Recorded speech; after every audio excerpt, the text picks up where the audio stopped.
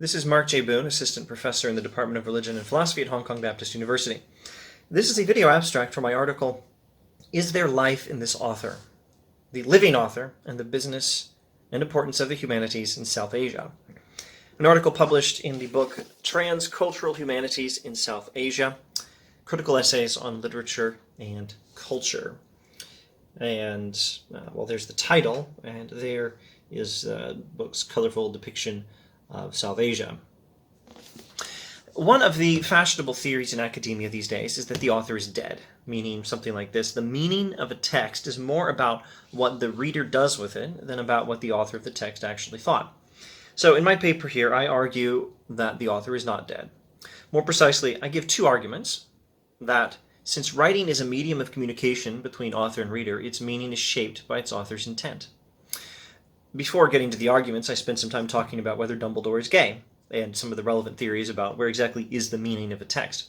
And then I give an indirect argument that the author's not being entirely dead is a common sense principle which is more likely to be true than almost any evidence that might be offered against it. And I borrow from a whole tradition of philosophers, including Thomas Reid, G.E. Moore, Alvin Plantinga, and William Rowe. But then I give a direct argument showing that it is impossible for one person to try to persuade others of the falsity of my thesis through writing, while also consistently taking credit for their work. Now, this is actually the heart of the paper.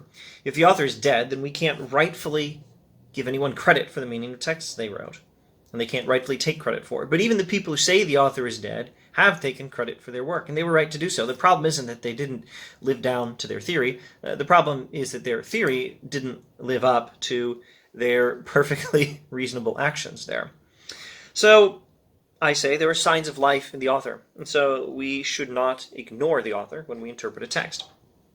So we can't neglect the traditional hermeneutical practices that try to understand an author's intent: the priority of the original languages, attention to genre and literary influences, attention to historical and geographical context, solid logical inference from available evidence in the text, etc., etc., etc. I draw some other conclusions about the importance of studying things like languages, literature, philosophy, religion, and history, and the importance of critical thinking, and I give some observations on how these ideas are relevant to religious texts, constitutions, and other texts that are prominent in South Asia, in South Asian life, and scholarship, and culture, but above all, life.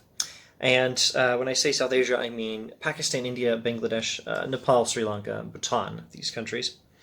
This paper, like the book, grows out of some conferences held at Foreman Christian College in Lahore, Pakistan, and I'm grateful to all my peeps back at FC College. A word of clarification on my title. Is there life in this author?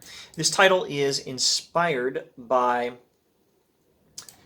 Stanley Fish's book, Is There a Text in This Class? And Kevin Van Hooser's book, Is There a Meaning in This Text? I recommend this article, well, I suppose I recommend this article for anyone interested in these matters. The article is available in the book, and I don't know where you can get the book other than just buying it or getting it from a library. A local university library might have it, maybe a public library, maybe not. And either way, you may or may not have to use some sort of interlibrary loan.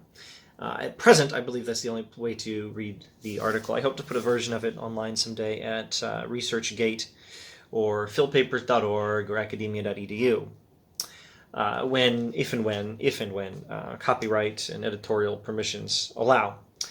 In the meantime, thanks for watching, and see you next time.